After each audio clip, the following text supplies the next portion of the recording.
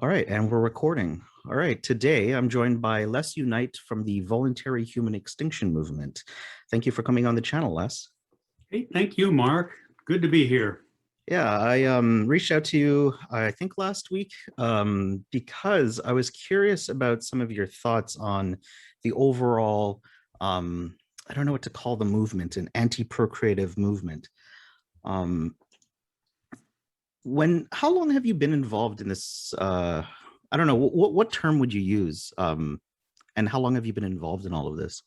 Well, that's a good question. Now, what is the blanket or overall umbrella is what we're looking for.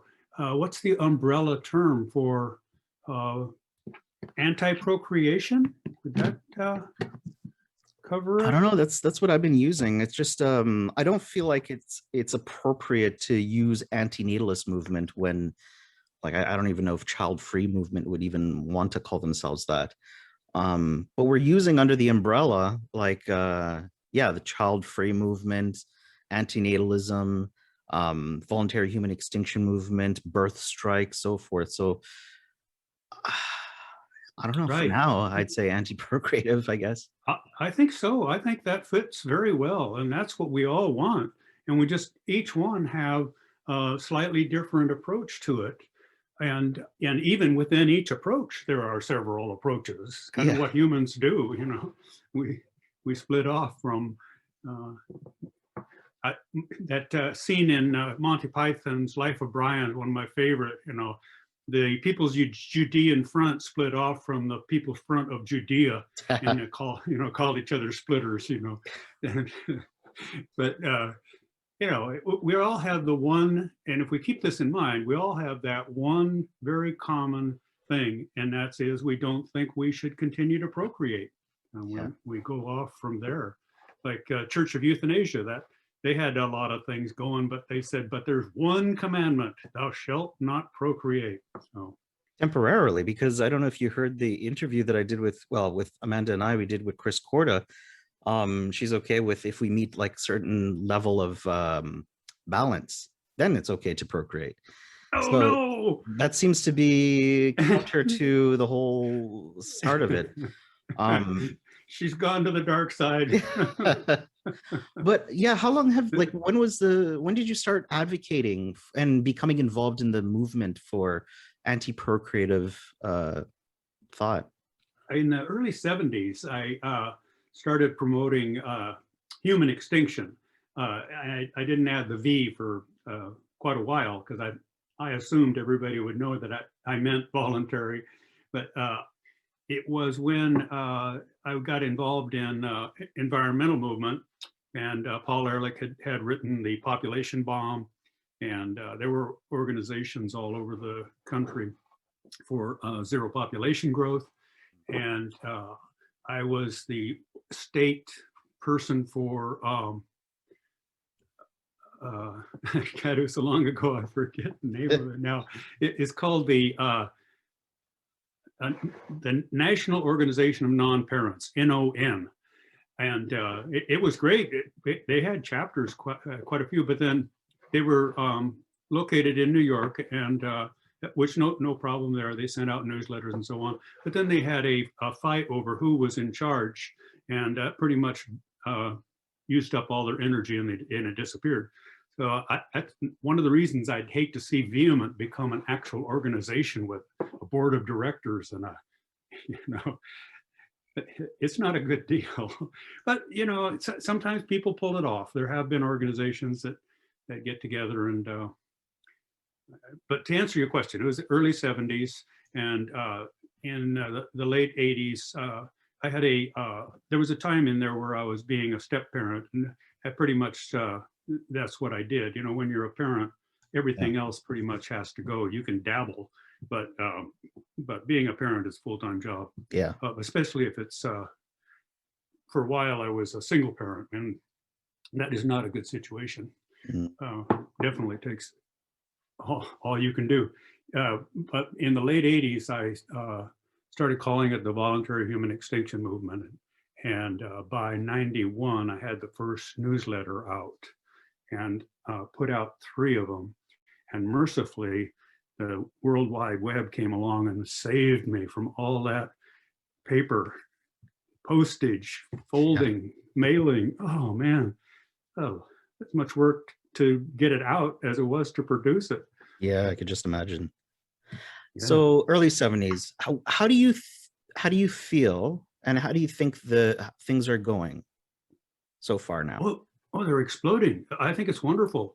And I don't think it matters that we have all these different directions. The more the better, because everybody has a different approach. You know, if they're ecological, humanitarian, misanthropic, philanthropic, even nihilistic uh, approaches are fine.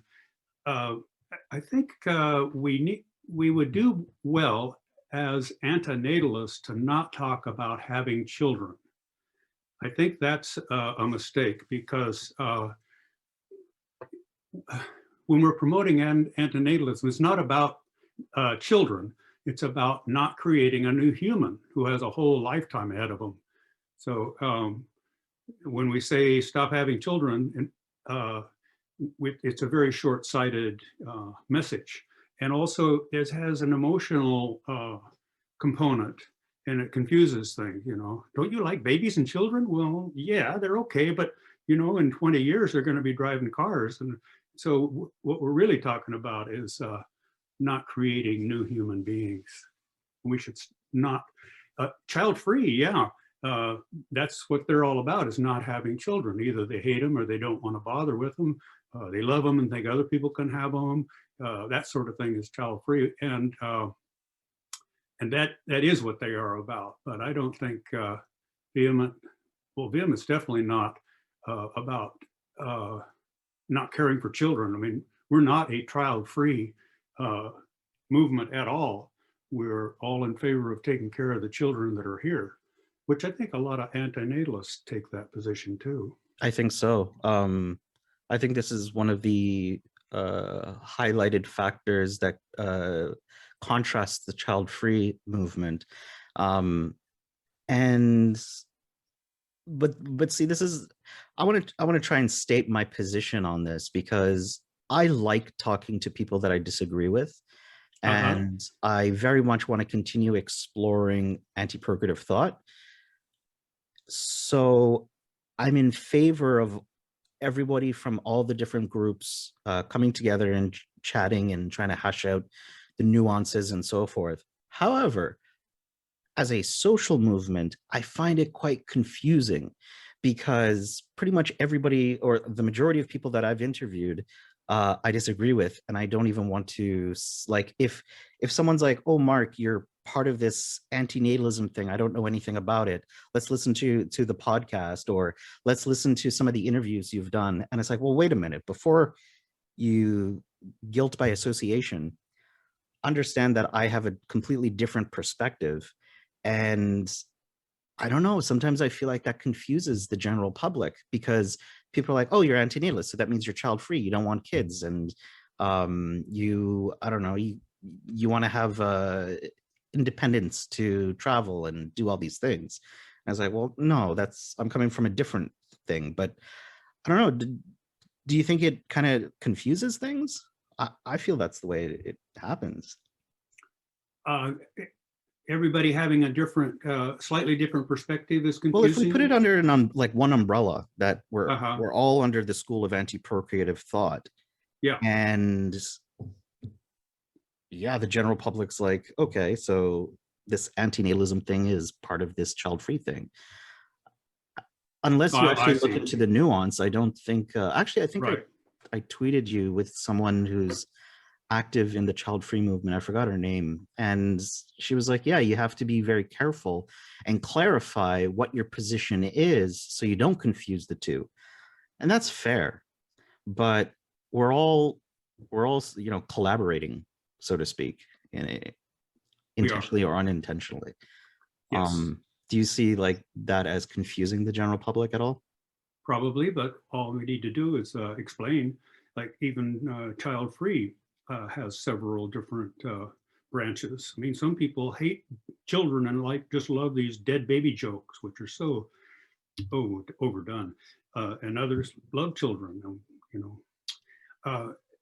So no matter what branch of non-procreation, anti-procreation we're in, it's going to need a little more explanation.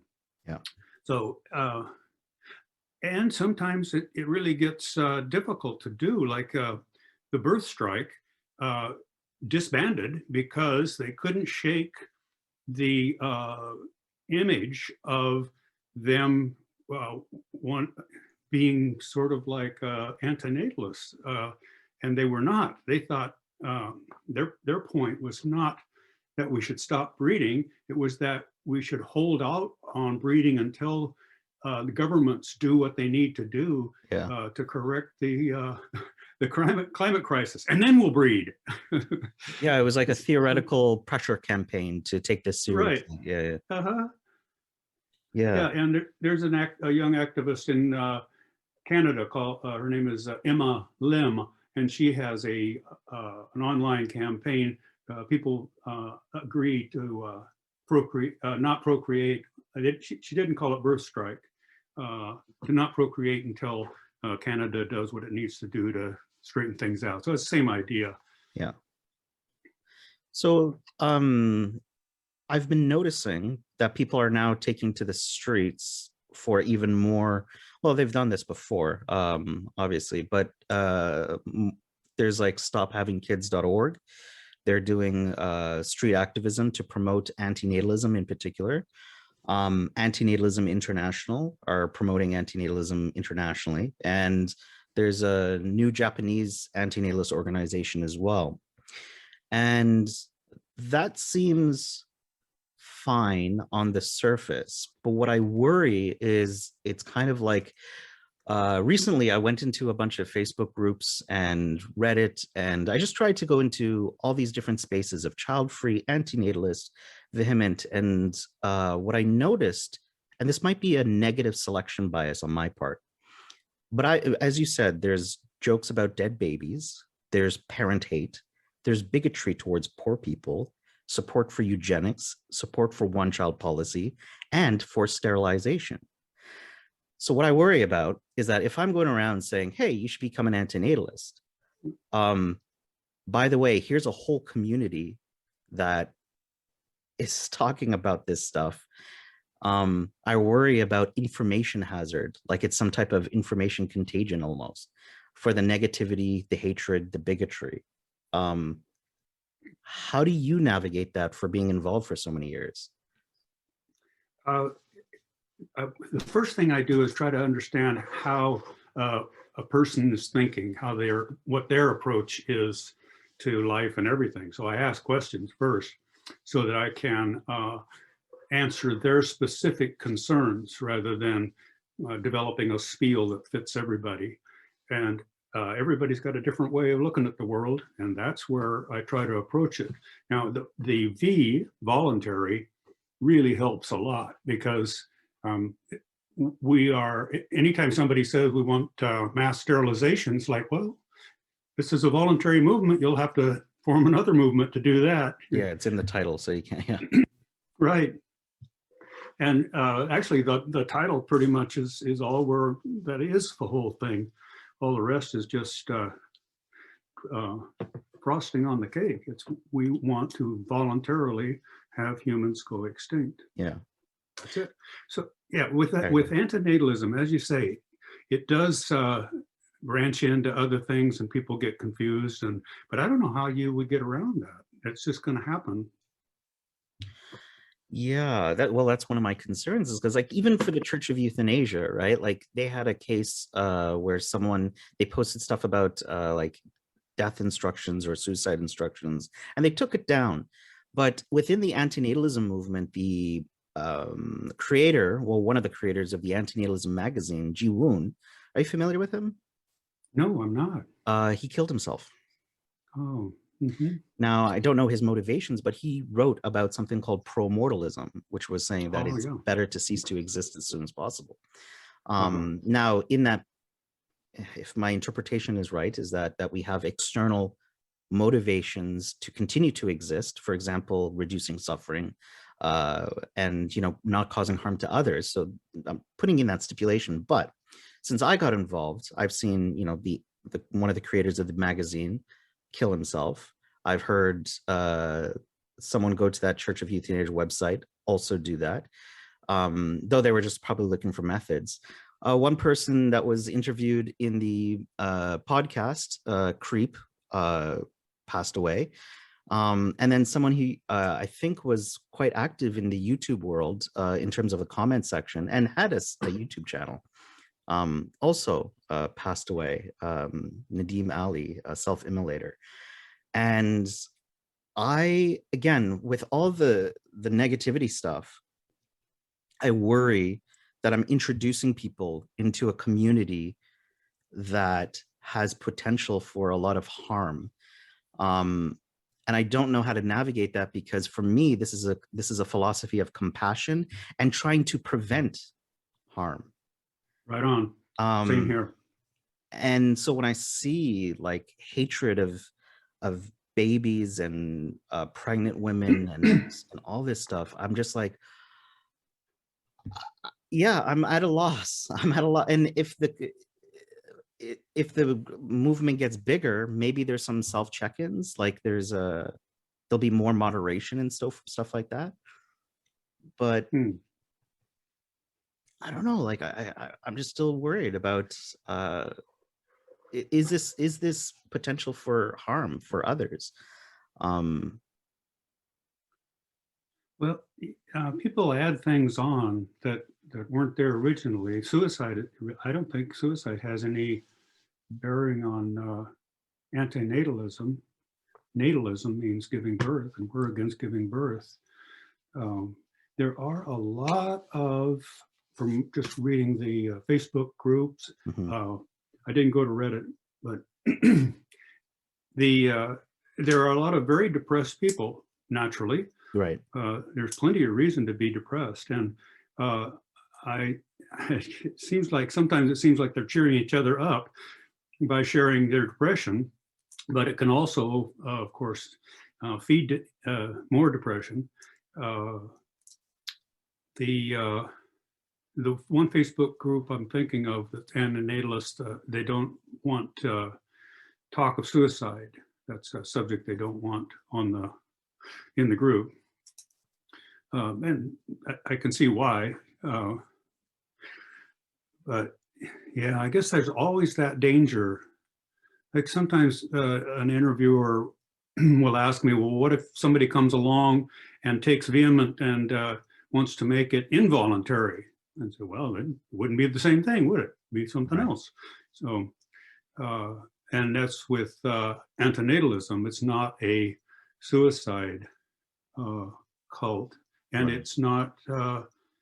It's actually anti-mortalism, because if you're not born, you won't die. So it prevents deaths. Yeah. Yeah. I don't know, Mark. That is really a tricky one.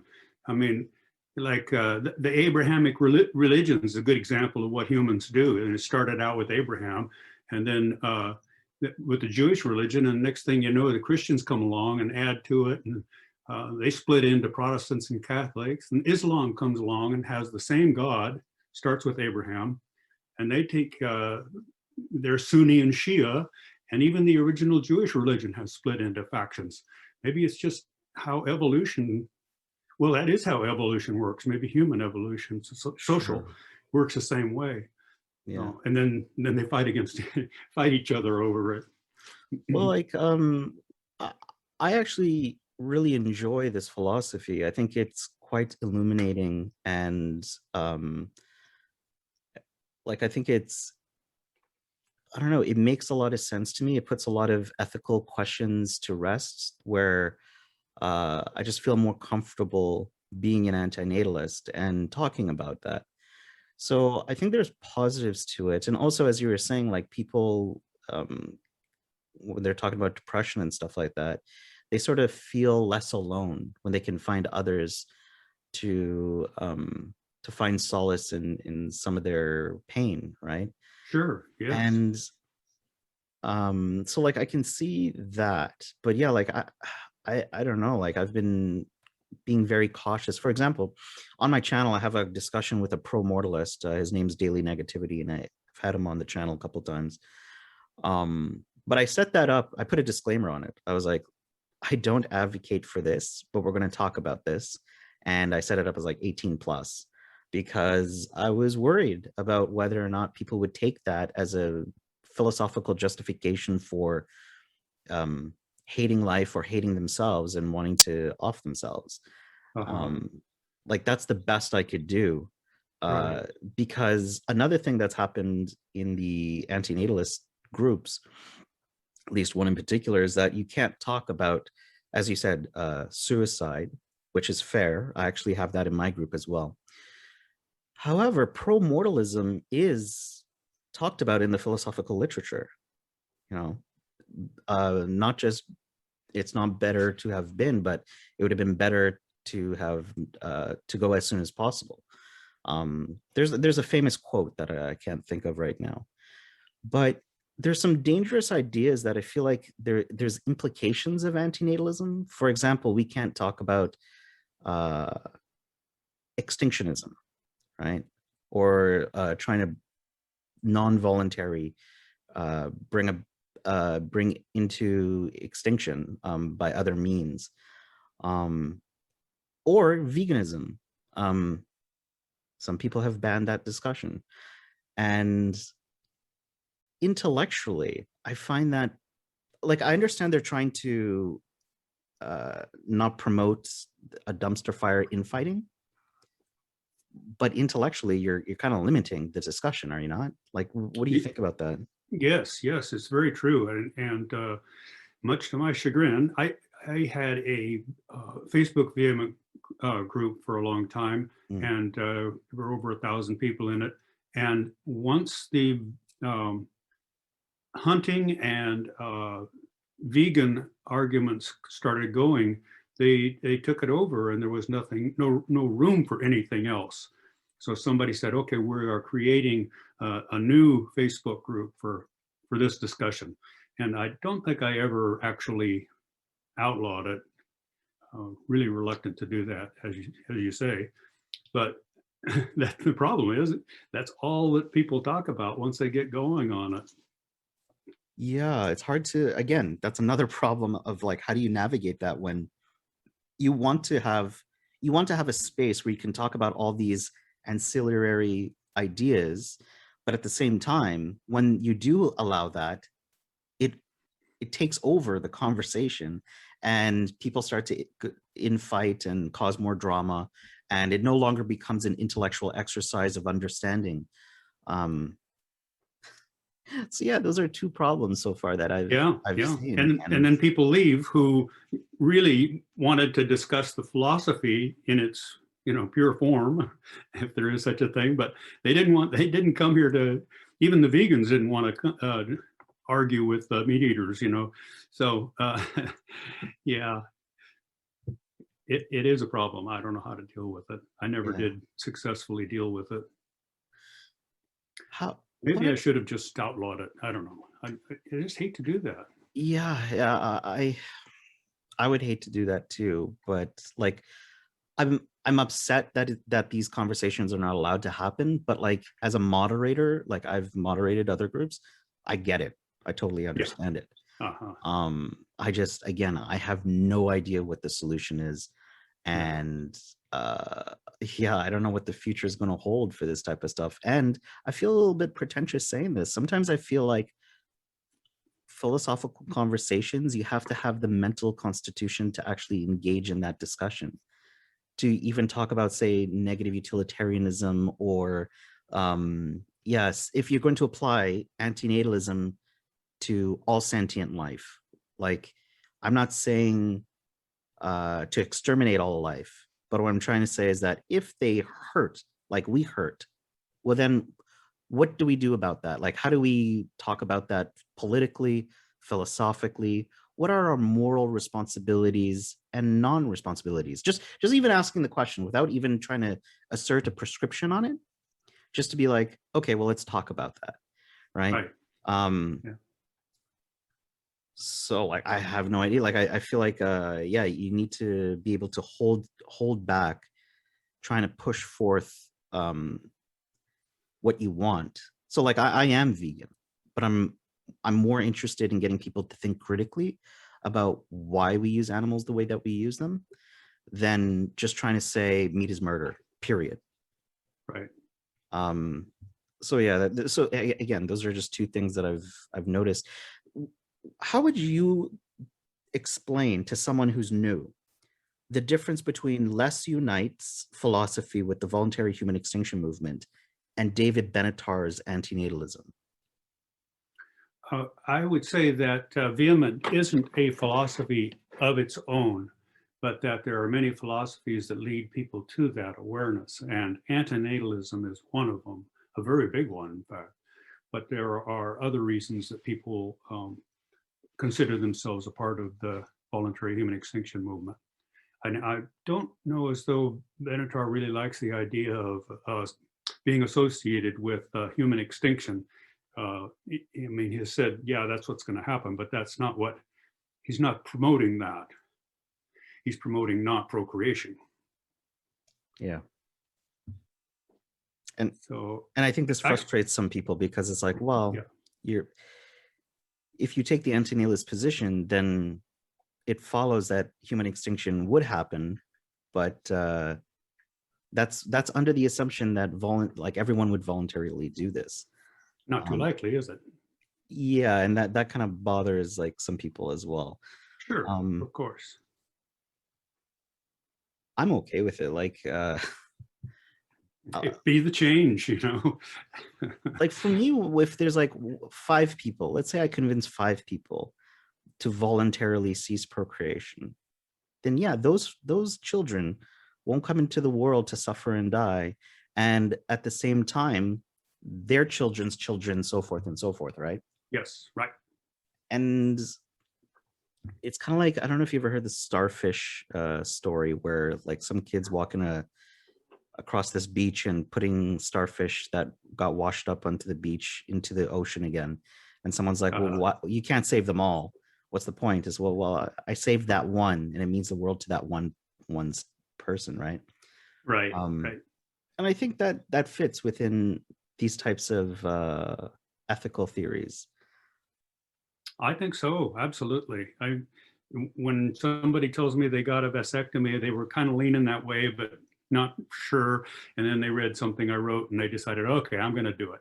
Now, it really makes me feel good. I think, yes, that quite likely prevented a human from entering the world, and who knows what they would do and have more, you know. So yeah, I like to think there are a few humans don't exist because of me. It's a good feeling. Yeah. One thing that I've noticed within the environmental contingent of antinatalism is a type of aversion to transhumanism or artificially augmenting or getting involved to for medical procedures. And am I wrong in that analysis? Is it so? For example, another topic that I think should be talked about, but I understand why it's not, is the philosophy of death, whether or not death is a harm. And or is it, you know, are you an Epicurean or something else? What's your view on death? And do you think it's problematic that people use science and technology to prolong their lives artificially? No, I don't at all. That's the advancement we've made. I've been a blood donor all my life, and I've signed up for the bone marrow donation, but I've never gotten to actually do it, but I would, to save somebody's life. No, I think once we're here, we should do what we can. Of course, there's a limit. You know, you don't want people hooked up to a machine, brain dead, just to keep them so-called alive. But for the most part, yeah, we should use what we have, and we aren't really using it. You know, there's tens of thousands of existing children dying every day, and in most cases, they just need a little food and clean water.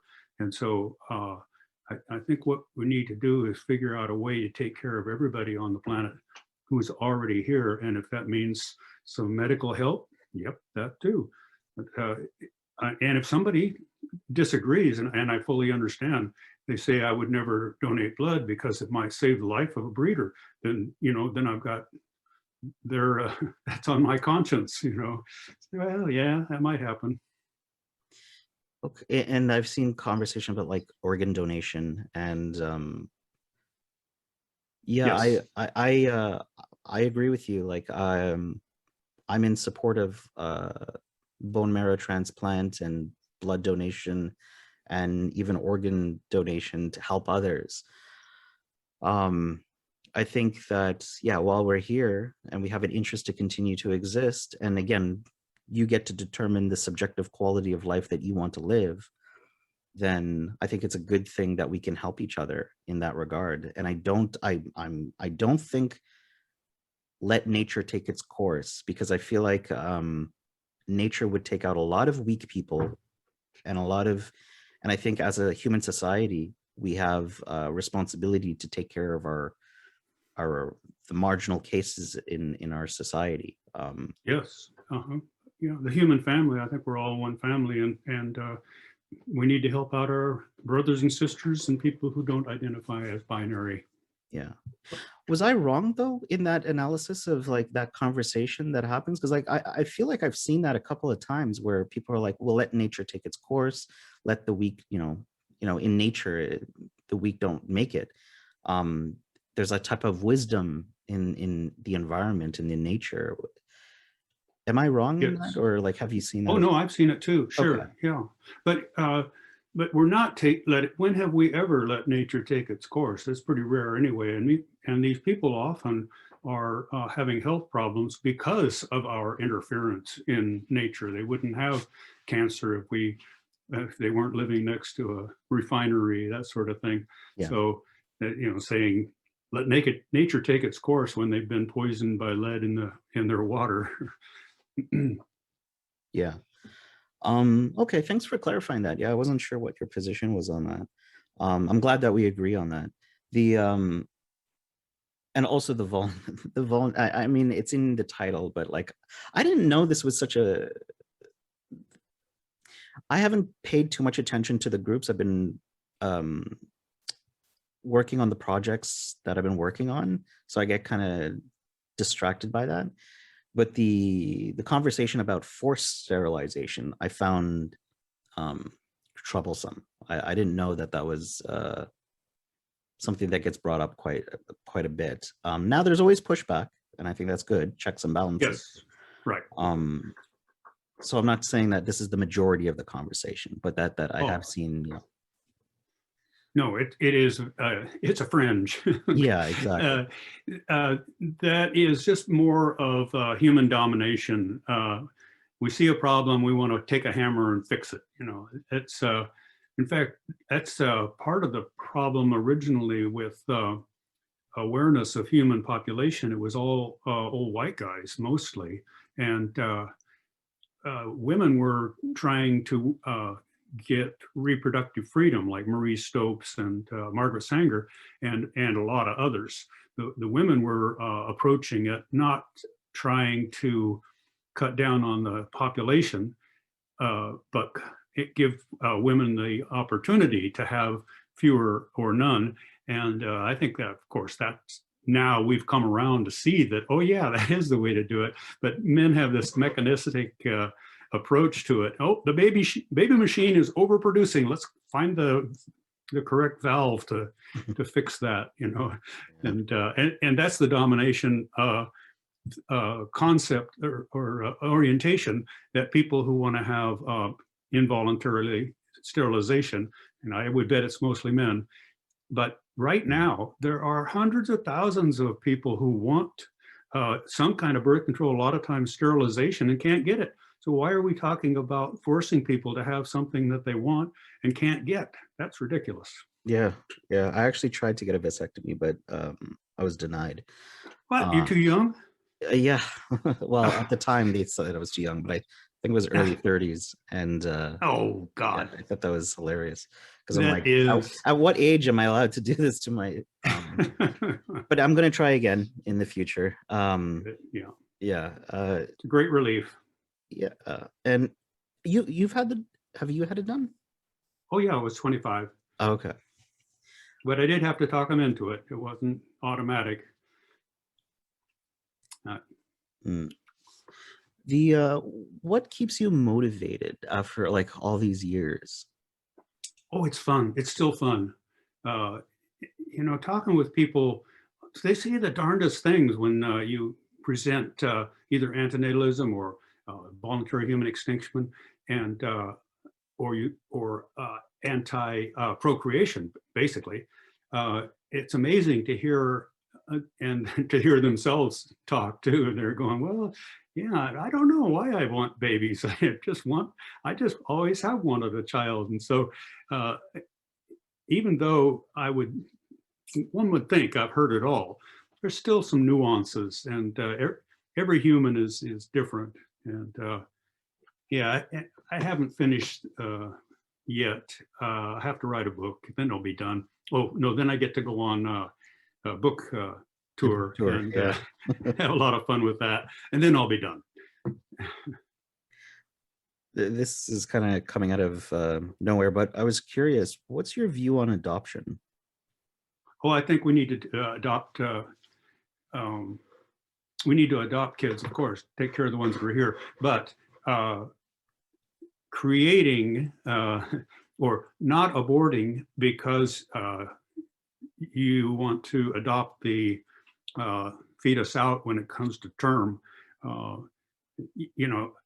that is somebody's choice. It's legal, and if that's what they want to do, that is their choice. Yeah. But I have to disagree with it on philosophical grounds that aborting a fetus would be better than bringing it to term.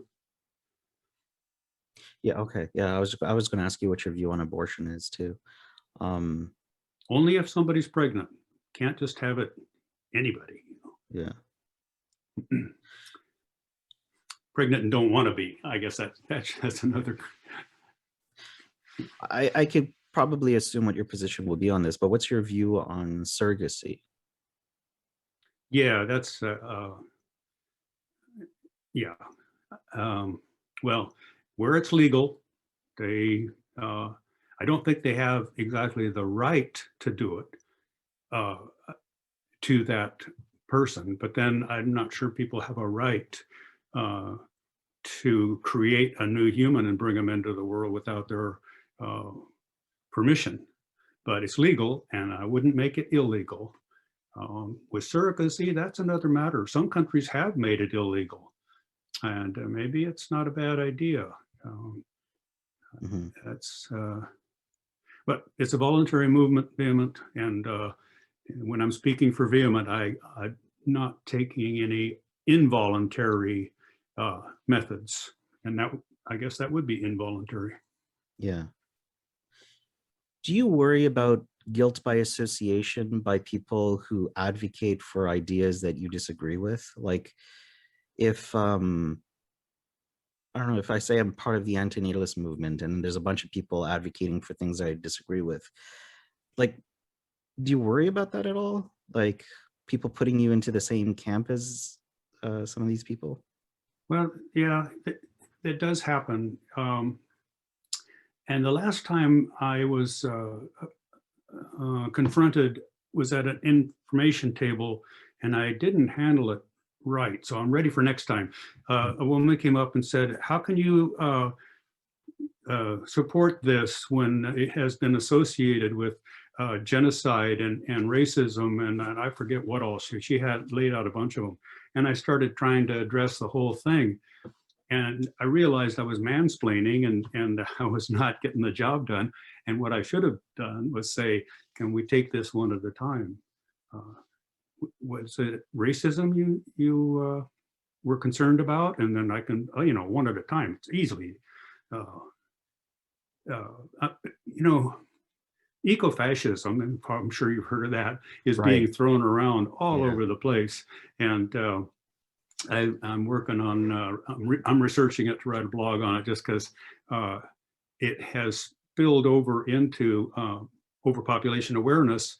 Anybody who even mentions it, it's like, oh, you're eco-fascist, done. And of course, that an eco-fascist would have to be in favor of involuntary means.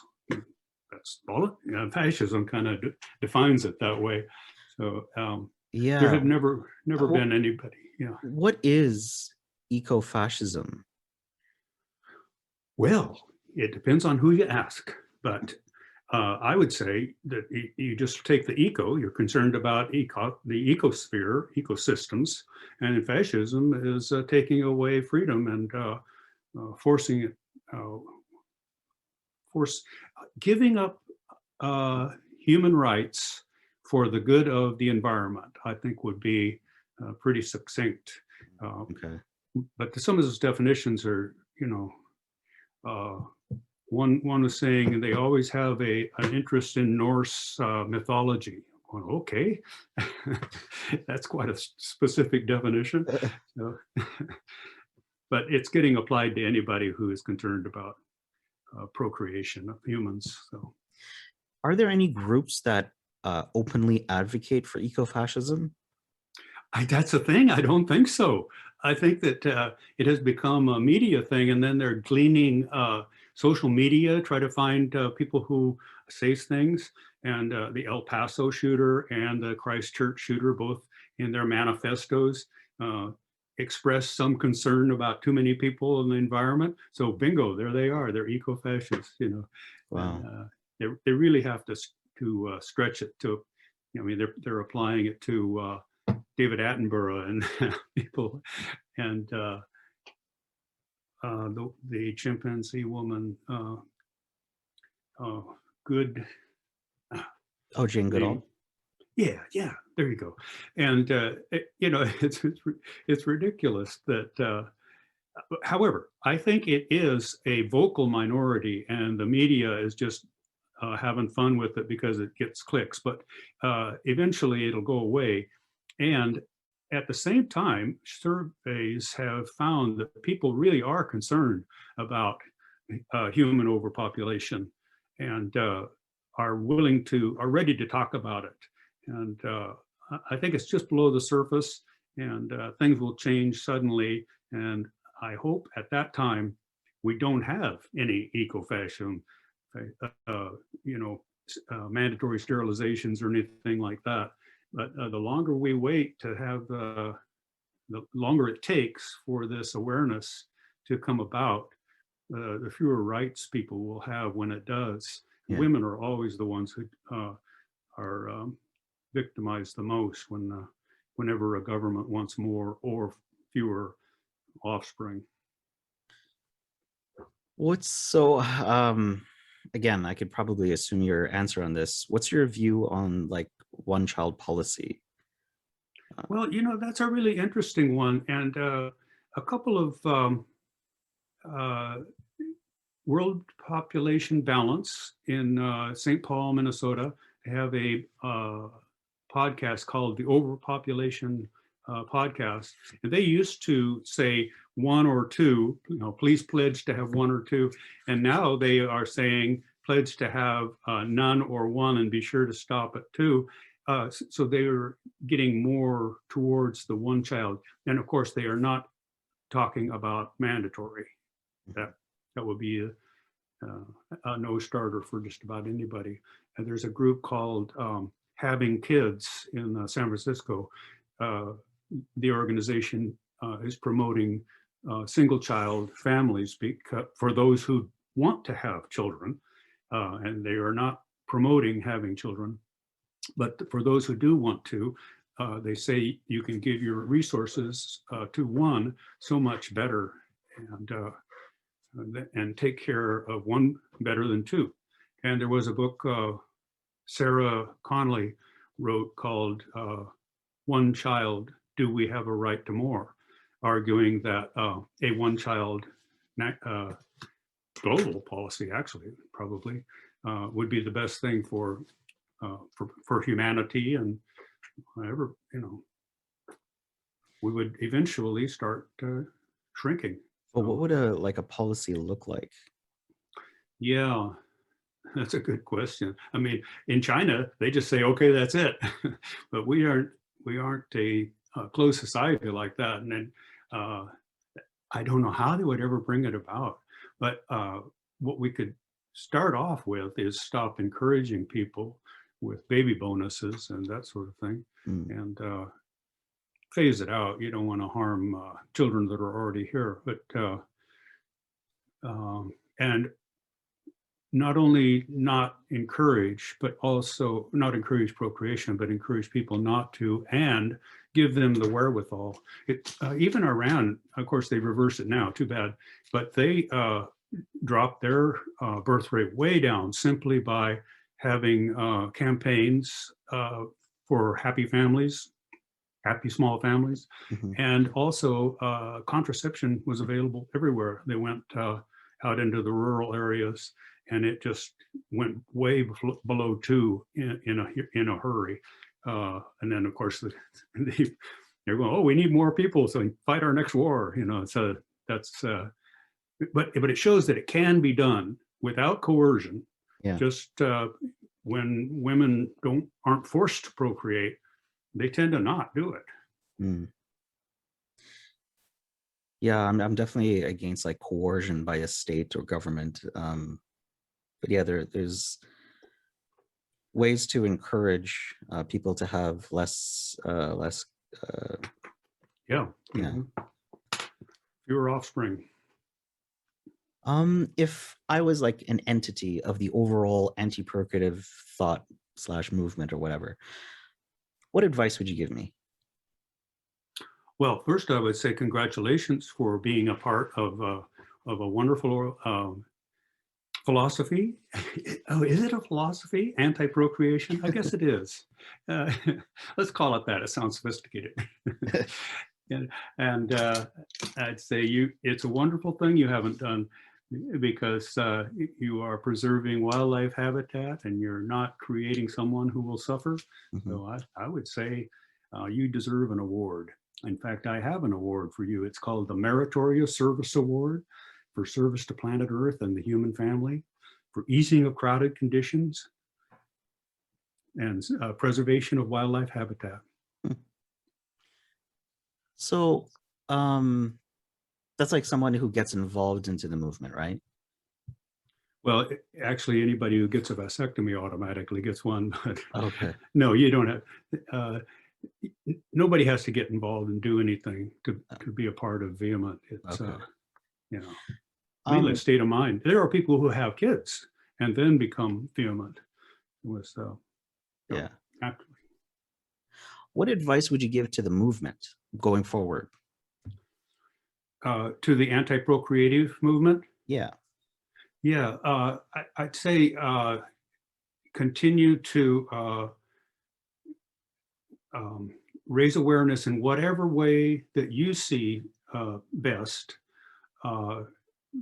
and be respectful of others' methods that aren't like yours, but also engage them. Like stop making kids, or stop having kids. There's a new one. They started here in near Salem, our capital, and they're active in Portland and Seattle. And they've got banners, and they have street actions where they're holding up banners that say, stop having kids. And one of them was kicked out of a local grocery store for having a mask on that said, stop having kids. Oh. And the owner said, don't ever come back. It's a small co-op, and I shop there too. So I was thinking, whoa, what if I have my thank you for not breeding on my mask? So I might try that and see. Yeah, advice to, I'd say live as an example is the best thing you can do, and look for opportunities. But you don't have to go to street actions unless you want to. Yeah. What are things to avoid? What should we avoid as a movement? Oh, yeah. Avoid telling people what to do. make suggestions. Oh, especially avoid trying to win. I think trying to win, even though we can't, is really a big mistake. When people come to my table, they sometimes want an argument. I say, no, that's down the hall. We're have a discussion here. So I present it and ask them what they think. And if they disagree, I'll say, well, you have an interesting perspective too. I never want to try to win, and then I might win if winning is, helping them progress on their awareness. But I think that might be the biggest advice I have is don't try to win. Mm. Okay. Don't set up a situation where winning is even a part of it, because then you've got a loser. Nobody likes to lose. If I was like talking to you at your table, or if I saw these street activism, or I listened to a video or a podcast or whatever, and I was convinced by the Voluntary Human Extinction Movement, or I was convinced by antinatalism, and I get in, like I join the groups, and I start talking to my friends about this, or whatever. What would you give, what information would you give to new people getting involved in advocating for this, or even opening the discussion, not just like what is effective, but also psychologically? Because we're talking about the destruction, the destruction of the earth, right, by environment. We're talking about harm we do to animals, which is right, like a lot. We're talking about within the antinatalist world, we're talking about the pain and suffering of the individual child, yes, and death being a harm, and it's a lot of dark topics. And how do you it is, isn't it? how do you like psychologically protect yourself from being burned out, I guess? Burnout is well, I don't try too hard. I think I have seen a lot of people come and go, and they want to just roll up their sleeves and get in there and make a difference. And I'm thinking, oh, good on you, man, but it's not going to happen. You're not going to see a difference. So I have a page on the VHEMT website called Outreach, and I've included everything that I've learned over the years about outreach on that page, including the philosophy of how to do it and that sort of thing. So that my advice to somebody who wants to promote either VHEMT or antinatalism or even child-free, I would say go to vehement.org and go to the outreach page, and there'll be probably more than they want to read there. You mentioned a name. Who is that? Did I mention a name? Oh, I thought you said a name there. No, outreach, the outreach page. Well, about like someone wanting to get involved in gung ho. Yeah, no, I didn't mention a name, but I've seen quite a few people come and go. Okay. They say, one of them says, well, Les, I see what you're trying to do here with the reproductive freedom and all, but there just isn't time for that sort of thing. A couple of years later, he says, I've had it. I'm just had it. I'm not doing this anymore. Is it because they don't see results right away, or why? Yeah, right. Because they don't see any results, and their pushy attitude gets a lot of pushback, so they're putting themselves in a position of an adversary position. They're trying to win, and they won't win. And so that's why my advice is don't try to win. In fact, don't have it set up so that there are winners and losers. Everybody's a winner if we stop procreating. And sorry, I'm having a little bit of a brain fart right now, but it's okay. You can edit that out. I'm not. No, I try my best to leave these things unedited. I don't know why. I think okay. I think finding some fault is human, and for my own personal channel, I don't like the too polished look. I don't know. It's just my own preference style. So like protecting yourself psychologically about the negatives of all the things that are going on. um, So or even that's, internal drama, like when people are fighting with one another. How do you, what would you offer to someone navigating that, especially with your involvement all these years? I'm assuming that you've witnessed a lot of this stuff. Um, yeah, yeah. I definitely try to be a peacemaker when I can by helping people see each other's point of view. mhm, But to me, those things are so minor compared to what's going on in the world. The inhumanity to uh, each other all over the world with wars and also what's going on in factory farms and uh, to the loss of wildlife habitat. I mean, that all is so much that I I probably have another 20 years of life left, and that's plenty because carrying that around, it's just a lot. If I had no empathy, it wouldn't bother me. But it, knowing just how much suffering and inhumanity is being done uh, it's a heavy burden, and I'll be glad to lay it down when I die. yeah. Whenever there's a new environmental documentary or animal rights documentary, and some of my friends in each of these movements, they're very excited to watch it, and they're like, Mark, this came out. And I'm like, I don't know if I want to see this anymore. Like, I know what's going on. I've seen the Right, footage right. already. I don't, why do I have to Yeah. re-traumatize myself over and over again? Uh-huh. Well, and they all start out with something really bad. And look, the trailers of the latest one I saw, I forget what it was, 8 billion angels or something. And always they go with this ominous music in the background, and they show all the statistics of how bad things are. And that's just the formula, and it doesn't work at all. I got to write something for the Guardian Weekend magazine, and I went back and forth with the editor. I said, I don't want anything negative in the lead. And he kept saying I had to have it. And he ended up putting some negative, a small negative statement in. I wanted to start out with positive stuff. I want to say how great things can be, and tried to keep that through the article.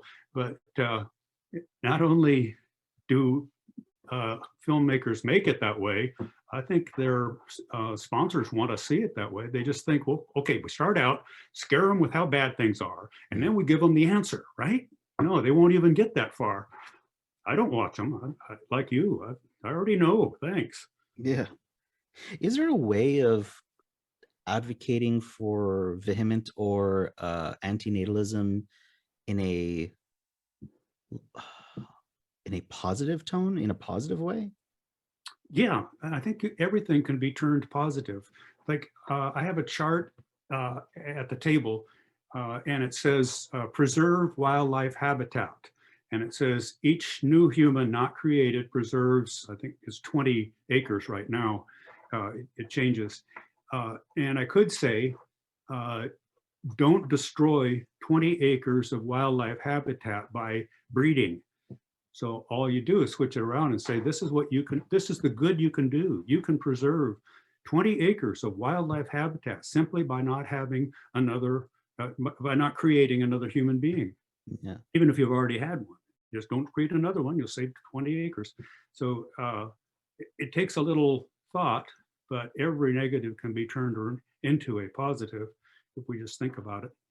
If you were to put the environmental contingent aside and look at the Benatarian perspective, how would you talk about that positively? Like, I feel like he's talked about, no one grieves the lives that are not on Mars, because it's devoid of suffering and pain and all that stuff. And it's like, well, I don't know how much, how emotionally gripping that is to have just nothing in existence. Yeah. I don't know a positive view on a Benatarian perspective. Could you think of anything? Well, wouldn't there still be wildlife in a Venetarian world after us? I mean, it Um, isn't like, well, he no. said no sentience, like, Huh. would be good. Mhm. Uh, Uh, so like I know he's used the Mars example. where there's no pain and suffering. Huh. But I don't think that's emotionally gripping. No, no, definitely not something I would promote. Let's make Earth like Mars. Actually, I don't lead with antinatalism because it is difficult to make that positive. Yeah. But if anybody hints at it, I'll go with it and say yes, that's true. If the future isn't what it used to be, and by not creating another of us to live through it, we're doing them a favor, and we'll also be better able to take care of those who are here. So that's the positive spin I put on antinatalism, but I don't Yeah, I lead think with it. that's probably a good way to look at it, is that if there's a gradual voluntary cessation of life where where people are like, I'm not going to procreate, well, we can take care of each other more effectively, and Right. um that may be a positive spin to the narrative, because I think so far when it comes to Benatarianism, it's you avoid the pain, the suffering, the death of an individual, and then that's good. And I think that's pretty that's emotionally gripping. It works for me. That's Yeah. why I adopted the philosophy, because I'm like, yeah, I want to avoid all that stuff, and I Mhm. acknowledge there's still plenty of good stuff in life, but there's no one there being deprived of those good things. But while we're here, the good things are good, right? Mhm. um For those yeah of us that got them, yeah, and we can share them, yeah. yeah and is that like the only two schools of thought? Is there any other narratives that happen in anti-procreative umbrella that could be, you could change the narrative to a more positive, Uh, like the child-free movement, let's say? yeah, yeah. Well, I like mean, the I guess the positive thing is just like freedom, right? Freedom to do what you yeah. want. Well, there's that. Yes, a lot of child-free people are promoted for that reason, not what it does for others, but what it does for them. And it works. So I can't knock it. If it keeps somebody from procreating, that's great. But it'd be nice if they, thought about others as well, Mm-hmm. because there is the phenomena where I'm saving the environment by not procreating, and so we can fly to France this summer. Yeah.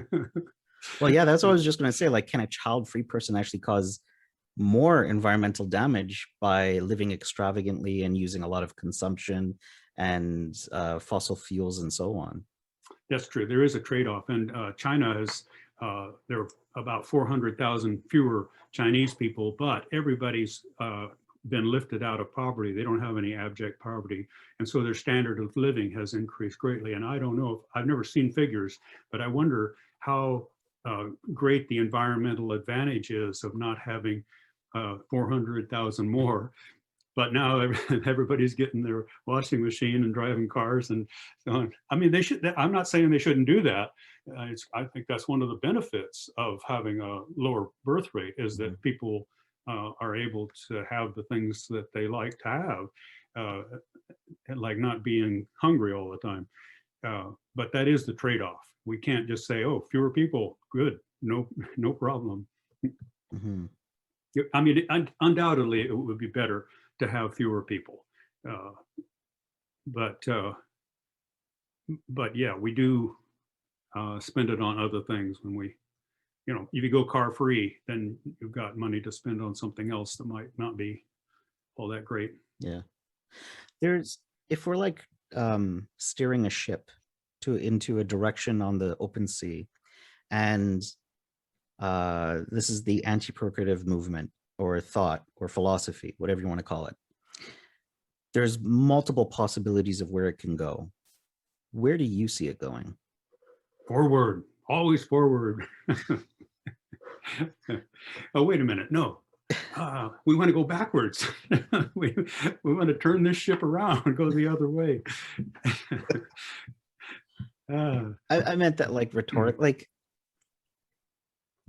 are we going to a positive direction, I guess is where I'm trying to go at. Yes, I think so. Okay. Very, very much so. There is a growing awareness of the pain and suffering of having more people than we can care for, even though there's been a lot of pushback lately with the accusations of eco-fascism, and also just a lot of people I've seen don't even come at me with depopulation. I don't want to hear it. You know, it's like, how about everybody has a right not to procreate? You know, I think it will change it is changing in a positive way, and we just need a more of well, I heard a podcast. The guy says you need 25%. When 25% of a society favors something, it's enough to shift it, and pretty soon then it becomes the way it's done. But we are going against natalism, which has been around for so long and so entrenched, people don't even know we have it. So natalist attitudes are really difficult to turn around. That's why I think saying having children, don't have children, that's why I think that is a mistake. We should say don't create new people, don't procreate, or you know, all of the above, but not babies and children. Wait, so what is your objection to using like stop having children again? What, like, so yeah, when we talk about children, yeah. That makes the focus on children, and Right. it's not children. They're only children for like 1/4 of their lifetime. The rest, they're, you know, for 60 years they're adults. And so if we are only concerned about children, well, that's like being concerned about kittens when they're going to be a cat real soon. Oh, and the psychological trigger of making it about children. It's like somebody passed my booth one time and said, "You must hate children." I said, "I love them. We got to take care of them." And he was gone before we could continue the. He was walking his child by. So the idea that if you love children, you'll make children is ingrained. And people say that. So, "Oh, I just love children." I said, "Well, you know, they're not going to be a child for very long." It's like, "I just love kittens." Well, you know, it's not. It's going to be a cat pretty soon. Do you like cats? Yeah. Well, not so much. Okay, so the Stop Having Kids org, like you would say, hey, maybe think about renaming. Oh no, they've already made the banners and everything, Yeah. and you know, these things don't last forever. But I think whenever possible, we need to make the focus on new people, human beings, you know, and so on. In fact, I was just at the Stop Having Kids website, and down at the bottom it says, "Thank you for not procreating." So they are using that slogan as well. Yeah. Yeah, when I looked at the website, when I reviewed the website, it has a feel of like VHEMT 2.0 almost. It's like Mm-hmm. a lot of the themes are very similar. Yeah. And one thing that, yeah, I've been at three things that I've been concerned about is potential hatred of kids, hatred of poor people, and hatred of women. So I'm concerned about like misogyny. All right, and we're back. Sorry about that. We had a little bit of a technical difficulty there. So I think we left off at, we were talking about how the rhetoric of saying like stop having kids focuses the conversation on the kid itself, right? Yes, it does, and on the woman who created it, not paying much attention to the man who impregnated her with it.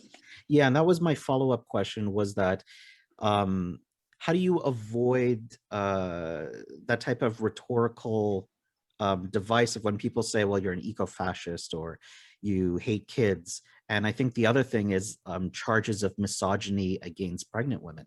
How would someone like go about navigating that conversation that we don't hate kids, we don't hate women, we don't hate, you know, where this is coming from a place of compassion?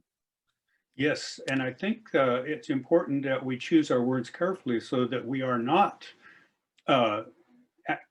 inadvertently being misogynistic, saying, women are having too many babies. I mean, there you go. That's, you don't mean to say so, but what you mean is that couples are having too many offspring.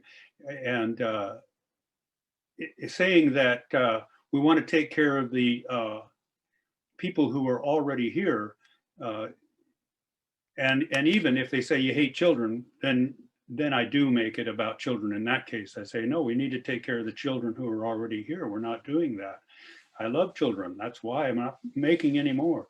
So it is too easy to accidentally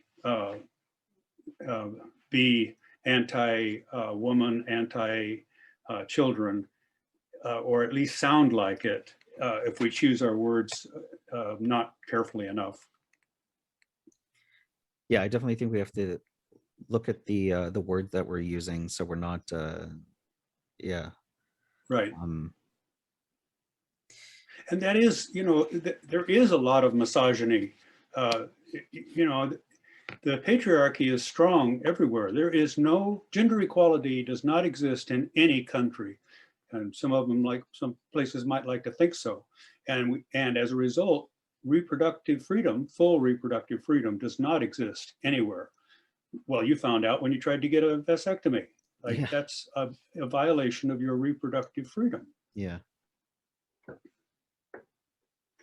In areas where we do have more equality and freedom and access to education and healthcare, if we were to take a feminist analysis to anti-procreative ethics, could that be seen as part of the advocacy where people are, they talk about whether or not it's ethical to bring a child into existence, but also it could go further to say, well, some ancillary advocacy that could be done to reduce populations that is ethical is access to water, healthcare, food, income equality, stuff like that.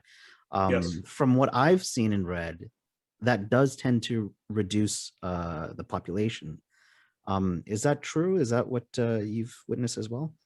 We can't see a direct cause and effect, but in places where they do have better health care and water, potable water, and education, all these things also include more reproductive health services.